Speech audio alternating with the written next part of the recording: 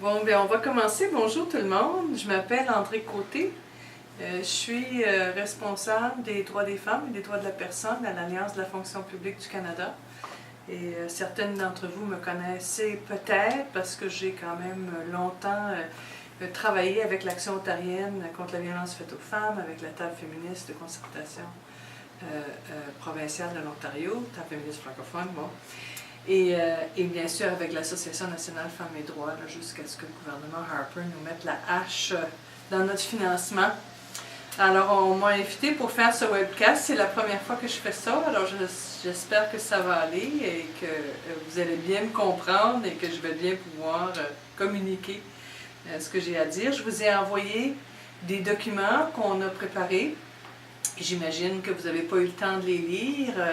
Et peut-être qu'une fois que j'aurai fait cette présentation, ça sera plus facile pour vous d'avoir accès à ces informations-là et à ces documents-là. Ce que j'ai pensé faire avant de commencer à parler de l'impact sur les femmes, les travailleuses de la fonction publique fédérale, de cette nouvelle loi sur l'équité dans la rémunération du secteur public, c'est vous donner un petit peu de contexte, un petit peu de background pour qu'on se souvienne c'est quoi les enjeux autour de l'équité salariale au niveau fédéral. Alors, je vais bien sûr parler juste de questions fédérales aujourd'hui. Pour celles d'entre vous qui est au fait là, de la législation provinciale, vous savez que l'Ontario a une loi provinciale sur l'équité salariale, une loi proactive qui a quand même entraîné des grandes améliorations dans les pratiques salariales pour les femmes. Donc cette loi-là n'est pas visée par la réforme qui a été entamée au niveau fédéral. Le fédéral a juridiction sur les matières, les domaines qui tombent sous juridiction fédérale, une belle tautologie. Mais le fédéral a juridiction, par exemple, sur la fonction publique fédérale, sur les sociétés de la couronne, sur le travail qui concerne les télécommunications, les postes, les trains, les chemins de fer, les banques, ce type de domaine-là. La loi dont on discute s'applique uniquement à la fonction publique fédérale, mais ça vaut la peine d'être au courant de ce qui se passe, je pense, parce que ça risque d'être un précédent et ça risque de laisser présager des réformes à venir pour toutes les travailleuses sous juridiction fédérale, et ça peut avoir un effet de contagion au niveau des lois provinciales éventuellement. Alors, comme contexte, pour commencer, je vais juste vous rappeler qu'on a gagné l'équité salariale au niveau fédéral en 1977, lorsqu'on a adopté la loi canadienne sur les droits de la personne. Dans cette loi canadienne sur les droits de la personne, l'article 11 interdit de ne pas payer également un travail qui a une valeur égale. Donc, on n'a pas exactement un droit positif dans la loi actuelle, mais on a une interdiction de discrimination salariale. Et on parle d'équité salariale en ce sens que c'est pas, il y a deux types d'égalité dans les pratiques salariales au travail. Il y a le fait d'avoir un salaire égal pour un travail égal. Et ça a été quand même gagné un peu partout en Ontario et ailleurs au Canada à partir des années 70. On a vu l'élimination des pratiques où les employeurs payaient carrément des salaires différents selon le sexe. Alors, un bibliothécaire et une bibliothécaire avaient des échelles salariales différentes et malheureusement, ça se retrouvait même dans les conventions collectives. Alors ça, c'est une bataille qui est, on l'espère, pas mal gagnée. Mais l'autre bataille, c'est celle de l'équité salariale. Puis ça, c'est l'idée pour des postes différents, mais qui comportent essentiellement les mêmes exigences, soit en termes de qualification, en termes de responsabilité dans la tâche, en termes de conditions de travail ou d'habileté requise. Lorsqu'il s'agit d'un emploi qui est généralement occupé par des hommes, on va constater que les hommes sont souvent plus payés que les femmes qui font pas nécessairement la même job, mais un travail qui a la même valeur en termes de responsabilité, qualification, effort et conditions de travail. Les femmes vont être payées moins. parce qu'historiquement, on a sous-évalué la valeur du travail des femmes. Donc, l'article 11 de la loi canadienne sur les droits de la personne interdit ce type de pratique-là.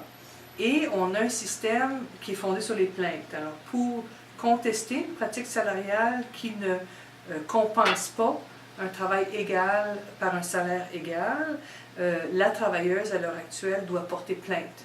Et c'est la Commission canadienne des droits de la personne qui reçoit ces plaintes-là. Ce système-là, on le sait, marche très très mal. C'est très long de faire une plainte devant la Commission canadienne des droits de la personne. Les employeurs, qui sont souvent des gros employeurs, les sociétés de la couronne ou carrément le Conseil du Trésor, vont mettre en œuvre des stratégies pour se battre contre les plaintes et résister. Par exemple, à l'Alliance de la fonction publique du Canada, on avait porté plainte contre le Conseil du Trésor en 1983, alléguant que toutes les femmes qui faisaient le travail administratif au gouvernement, les adjointes administratives, les bibliothécaires, les traductrices, étaient payées beaucoup moins qu'elles devraient l'être si on reconnaissait leur travail à leur juste valeur. La plainte a donc été commencée en 1983 et c'est seulement en 1999 qu'elle a été réglée. Donc, c'est assez typique, on voit devant la Commission canadienne des délais de 5, 10, 15, 20 ans.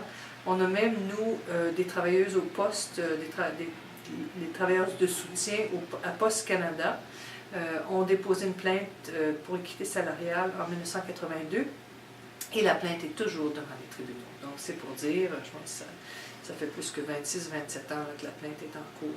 Alors, le système marche mal. Le système repose sur le fait que c'est aux victimes à se battre contre les pratiques discriminatoires. Ce n'est pas ce qu'on appelle une loi proactive sur l'équité salariale. L'employeur est assis et attend qu'il y ait des plaintes contre lui. Et une des revendications de la Marche mondiale des femmes de l'an 2000, pour les vieilles de la vieille qui étaient là dans ce temps-là, au niveau pan-canadien, était une loi fédérale sur l'équité salariale. Et de fait, ça a été une des seules revendications de la Marche mondiale sur lequel on a fait un petit peu de progrès, parce qu'en 2001, le gouvernement libéral de l'époque avait créé un groupe de travail sur l'équité salariale.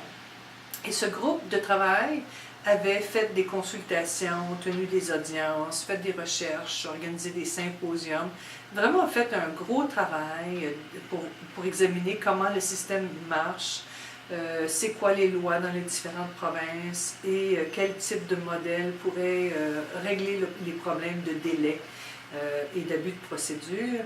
Et en 2004, a déposé un rapport recommandant que le gouvernement fédéral adopte une loi proactive sur le modèle de ce qui existe en Ontario et au Québec.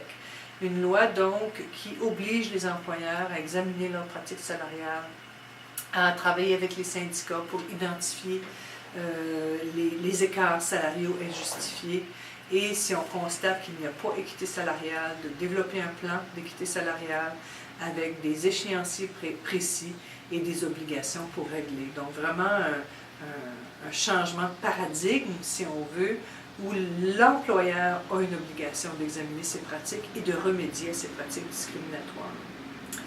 Ça, c'était un rapport en mai 2004 et on a créé une coalition, le Réseau canadien d'équité salariale, où là, il y avait des groupes de femmes, des groupes syndicaux dans les différentes provinces et au niveau national pour pousser pour la mise en œuvre de ces recommandations. Il y a eu 2 ou 3 recommandations différentes, différents rapports du comité permanent sur la condition féminine à Ottawa qui recommandait la mise en œuvre de ces recommandations et on avait, à force de pression, obtenu une promesse du ministre de la Justice et du ministre du Travail qui était venu à l'automne 2005 devant le comité permanent de la condition féminine, promettre qu'ils allaient effectivement déposer un projet de loi pour une loi fédérale sur l'équité salariale au printemps 2006. Alors, comme vous savez, en janvier, on a eu des élections, on a eu un changement de gouvernement et le gouvernement Harper a pris le pouvoir et ça a vraiment complètement arrêté le travail en vue de l'adoption d'une loi fédérale. Et au contraire, à l'automne 2006, en même temps qu'annonçait la coupure des financements pour la défense des droits des femmes et l'abolition du programme de contestation judiciaire, le fédéral annonçait qu'il refusait de mettre en œuvre les recommandations du groupe de travail et qu'il considérait que tout allait très bien avec la loi actuelle.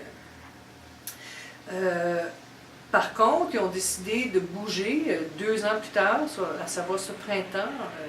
Il y a eu une première annonce à l'automne dernier dans l'énoncé économique et une mesure législative ce printemps qui a complètement changé le régime de l'équité salariale, mais juste pour une catégorie bien particulière de travailleuses, c'était les travailleuses dans la fonction publique fédérale.